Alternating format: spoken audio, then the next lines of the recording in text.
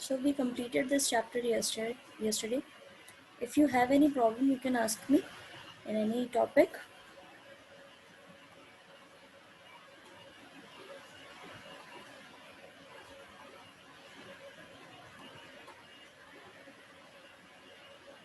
Any of you?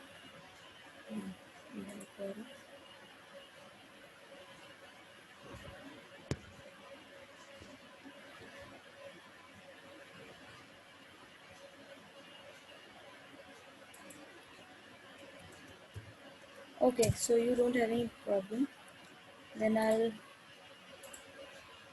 do one thing. We'll switch to the takeaway points.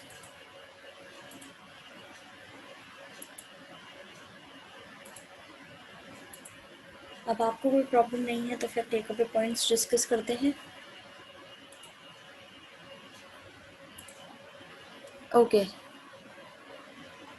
First point is rights are the favorable conditions and guarantees to be provided by a state to its citizen to live a dignified life. अब rights जो हैं वो अच्छी conditions और guarantee करवाते हैं, guarantee देते हैं कि आप एक अच्छे से मतलब आपको एक अच्छा environment मिलेगा और आप एक respectful life जो है वो जी पाएंगे.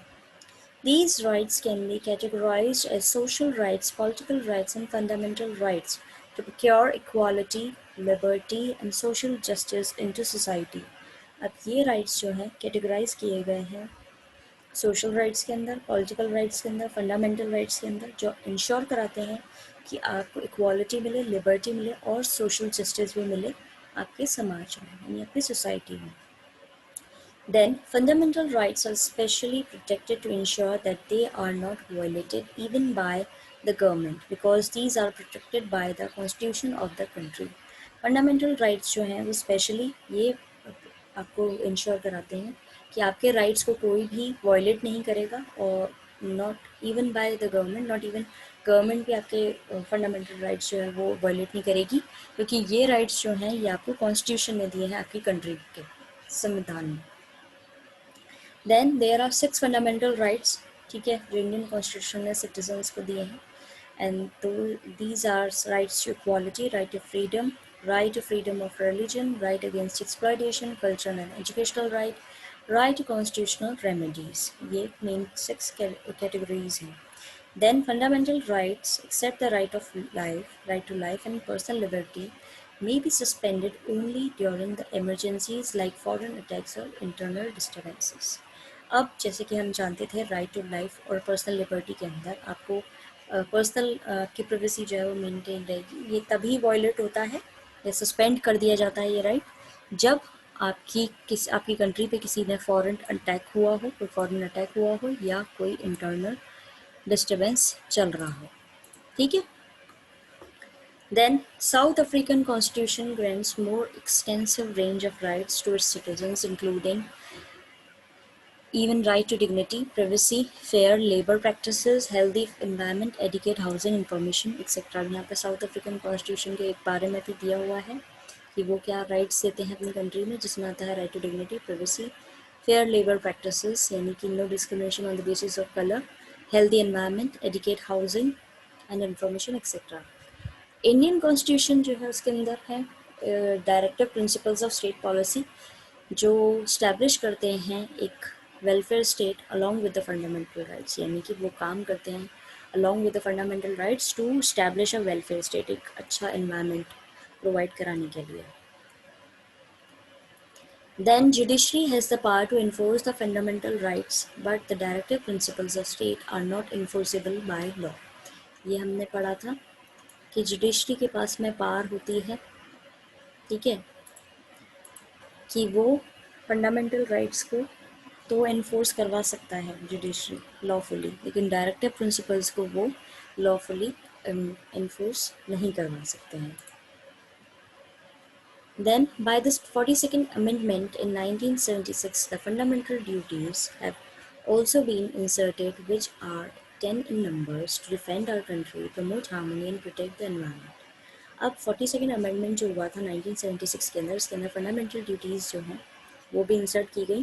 वो 10 थी, ठीक है, जिससे हमारी कंट्री को हम डिफेंड कर सकें, प्रमोट कर सकें भाईचारे हार्मनी को, ठीक है, और प्रोटेक्ट कर सकें हमारे एनवायरनमेंट को। ये सिटीजन्स के लिए थी mainly. The inclusion of fundamental duties has not changed the status of our fundamental rights.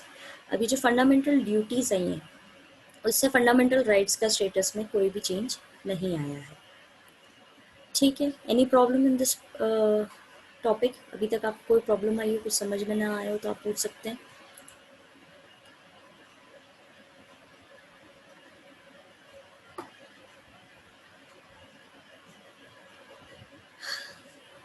I think किसी को कोई प्रॉब्लम नहीं है। देन इम्पॉर्टेंट टर्म्स क्या थे?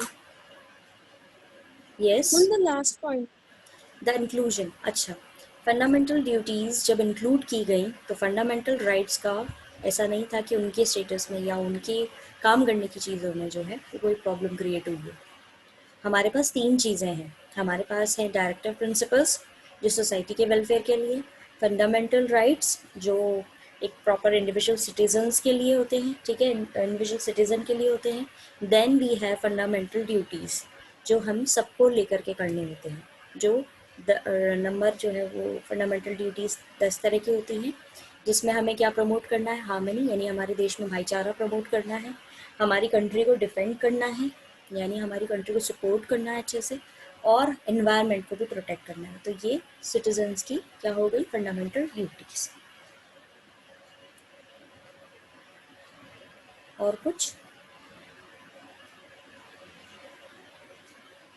No, ma'am.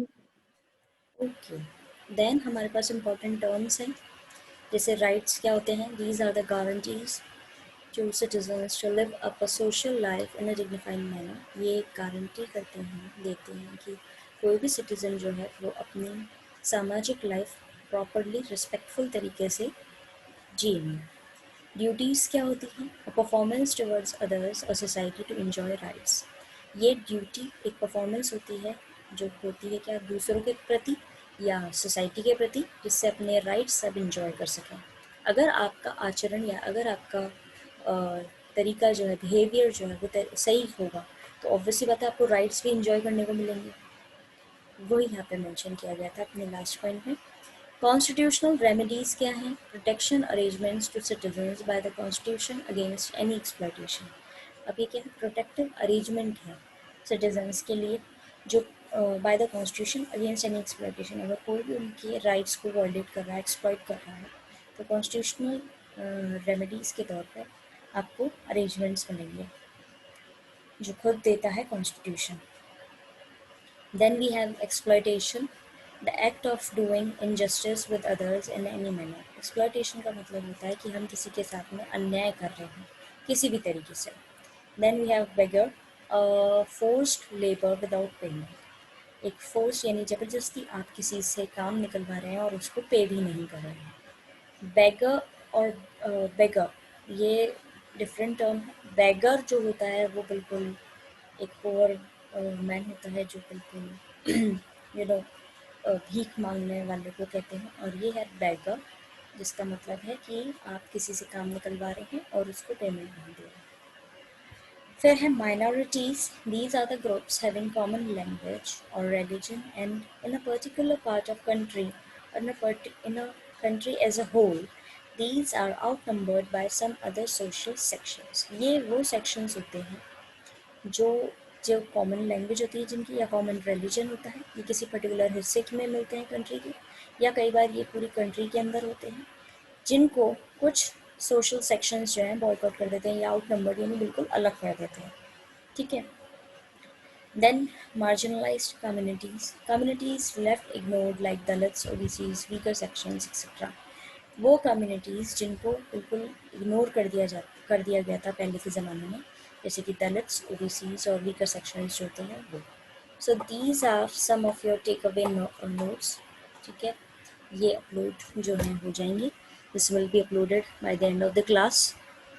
ओके, सेरिटोरी ये है अंडर दिस रिट, इस रिट के अंदर the court orders a lower court, जो कोर्ट है वो एक अपने से कम जो लोअर कोर्ट है उसको ऑर्डर करेगी या किसी और अथॉरिटी को ट्रांसफ़र करती है, ठीक है, जो भी मैटर पेंडिंग है before it to the higher authority और द कोर्ट। अब क्या है, कोई सा भी कोर्ट, या तो वो लोअर कोर्ट को या उससे अबव जो कोर्ट हैं उनको कोई केस जो पहले से पेंडिंग है या कोई मैटर जो पेंडिंग है उनको ट्रांसफ़र कर देती है, जिससे वो उसको सॉल्व कर सकें, कोई सोल्यूशन उसका निकल सके।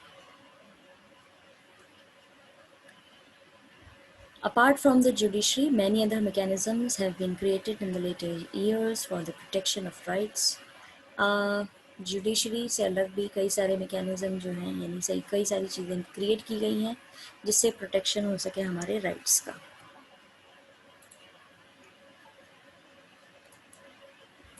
Anything else? Ma'am No, last ma'am. Second. Last second, the quo warranto. Yes ma'am. Okay. If the court finds that a person is holding office, अगर कोई व्यक्ति, कोर्ट को पता पड़ जाए कि कोई व्यक्ति जो है वो ऑफिस चला रहा है, ठीक है, but it is not entitle to hold that office, लेकिन वो एलिजिबल नहीं है कि वो ऑफिस चला सके, तो वो क्या इशू कर देंगे, रिट ऑफ क्वो वारंटो, ठीक है, जिसके अंदर क्या है, that restricts that person from acting as an office holder. For example, to become a principal, you must hold the degree of PhD and MIT, okay, and an amount of experience. तो अगर किसी ऐसे व्यक्ति ने जो एक सिर्फ BEd है या पोस्ट ग्रेजुएट है, एक्सपीरियंस है बट सिर्फ यही चीज़ है, और एमएड और पीएचडी नहीं है, या एक प्रॉपर अमाउंट का उनके पास एक्सपीरियंस नहीं है, और वो स्कूल खोल के प्रिंसिपल बन जाए, और किसी ने अगर उनके बारे में रिपोर्ट कर दी, तो उनको ये वो वारंट टू इशू कर सकती है कोर्ट कि आप ये ऑफिस नहीं चला सकते हैं, क्योंकि आपके पास में ये। Ma'am, हाँ जी, in rights of accused का second point. पेज नंबर बोलिए। Ma'am, page number 36. 6।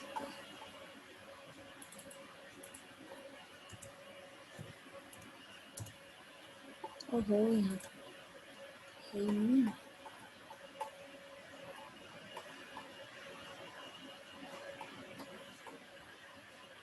Wait a minute. पूरा point, right to accused, right of accused. Our constitution ensures that the person accused of Yes, ma'am. various our constitution ensures that person accused of various offences would also get sufficient protection. जिस व्यक्ति पर कोई आरोप लगाए गए हैं उसको भी हक है कि उसको कुछ प्रोटेक्शन मिलेगा। We often tend to believe that anyone who is charged with some offence is guilty. हम अक्सर मान लेते हैं कि अगर किसी पे आरोप लगा होता है तो वही जो है आरोपी है। जब तक कि आरोपी सिद्ध ना हो जाए, प्रूफ नहीं हो जाए कि वही गिल्टी है, तब तक अपन को उसको ऐसे नहीं मानना चाहिए कि वही उसी ने क्राइम किया है। However, no one is guilty unless the court has found that person guilty of an offence. जब तक कि गिल्टी नहीं माना जाएगा, जब तक कि कोर्ट जो है वो डिक्लेयर नहीं कर दे।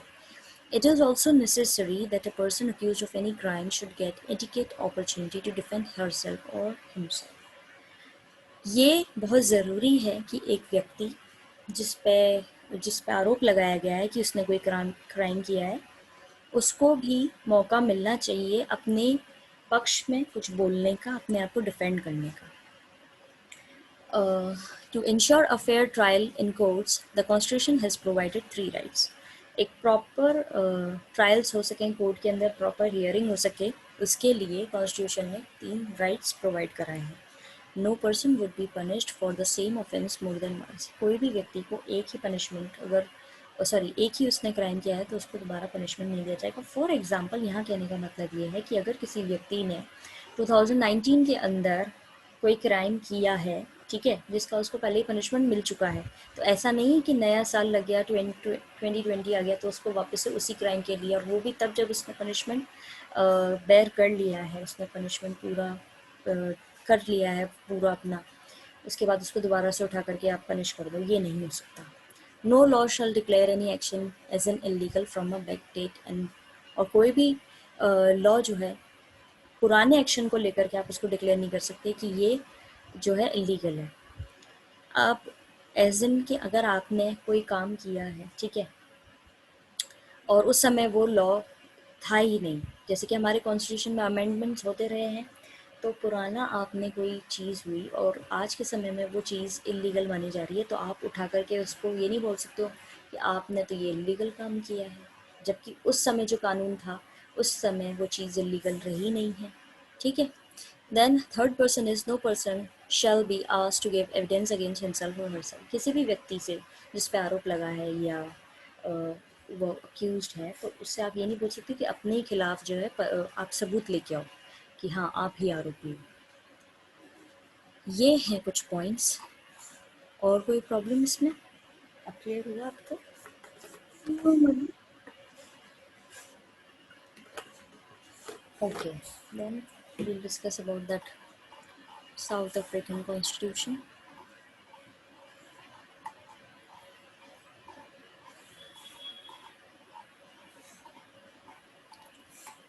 Okay, South African Constitution was inaugurated in December 1996 में शुरू हुआ था साउथ अफ्रीकन कॉन्स्टिट्यूशन। अगर आपने पढ़ा हो नेल्सन मंडेला जो है, उनके आने के बाद में पहला इनका प्रॉपर इनको राइट मिला था साउथ अफ्रीकन लोगों को।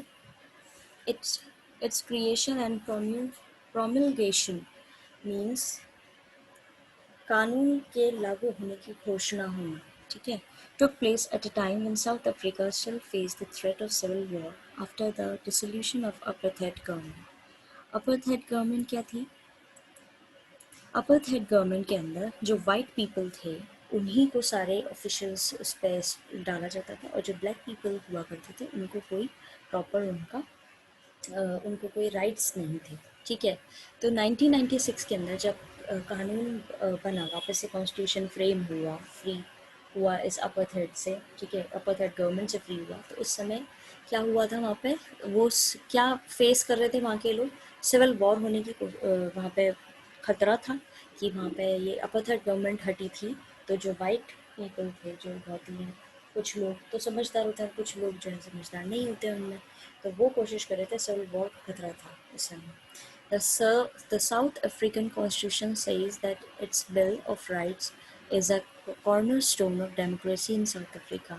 Bill of Rights जो है वो क्या है? cornerstone है डेमोक्रेसी के अंदर, मेन चीज़ है साउथ अफ्रीका में।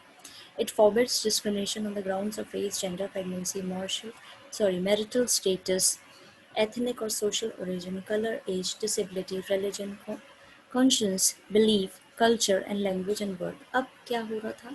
ये जो नया इनका आया था कॉन्स्टिट्यूशन, वो किस चीज़ से फ्री था? उसमें किसी भी चीज़ पर भेदभाव नहीं किया जा रहा था। पहले आपका रेस, आपकी जेंडर, आपकी प्रेगनेंसी, आपका मैरिटल स्टेटस, आपकी एथनिक व्यूज़ या आपका सोशल ओरिजिन, आपका कलर, मेन तो कलर, आपकी एज, आप कोई डिसेबिलिटी है कोई, या आपका रिलीजन अलग है, या आपकी कॉन्शियस है, आपकी सोच अलग है, या आपके बिलीफ या कल्चर या लैंग्वेज या आपका बर्थ, इन सारी चीज़ों पर लेकर के कोई भी डिस्क्रिमिनेशन नहीं किया जाएगा, जो कि पहले कब किया जाता था? जब अपार्थाइड गवर्नमेंट इंडिया पे थी तब। It grants perhaps the most extensive range of rights to the citizen। इन्होंने क्या दी थी? बहुत ही एक बड़ी रेंज दी थी राइट्स की सिटीजन्स को। A special constitutional court enforces the rights enshrined in the constitution। एक स्पेशल कॉन्स्टिट्यूशनल कोर्ट लगाई गई थी जिसमें सारे राइट्स जो हैं वो मेंशन किए गए थे। कुछ राइट्स जो थे कॉन्स्टिट्यूशन के साउथ अफ्रीका के वो थे right to dignity, right to privacy, right to fair labour practice, right to healthy environment and right to protection of environment, right to adequate housing, right to healthcare, food, water, and social security, children's rights, right to basic and higher education, right of cultural, religious, and linguistic communities, right to information। ठीक है, अब ये basic rights दिए थे इन्होंने, और एक wide range दी थी इन्होंने राइट्स की, क्योंकि इनके जो पहले अपार्थाइड गवर्नमेंट थी वो बहुत ही ज़्यादा डिस्क्रिमिनेटिंग गवर्नमेंट थी। वो बहुत ज़्यादा जो ब्लैक पीपल होते हैं ना, तो उनको राइट था कि वो अपने हिसाब से जॉब चूज़ कर सकें, ना वो पढ़ सकें, ना वो कहीं फ्री थे इधर उधर आने जाने के लिए, ना वो कोई अपने रिलीजियस प्रैक्टिस कर सकते थे, ना उनको किसी भी चीज़ में उनको हक ही नहीं था। वो सब चीज़ों से उनको बैन कर रखा था कि नहीं, आपको तो बस स्लेव बन के ही रहना है, एक सॉर्ट ऑफ। तो यहाँ पर एक वहाँ साउथ अफ्रीकन कॉन्स्टिट्यूशन जब हुआ था उसके बारे में बताया गया है। समझ आया आप लोगों को? प्रॉब्लम हो तो पूछिए।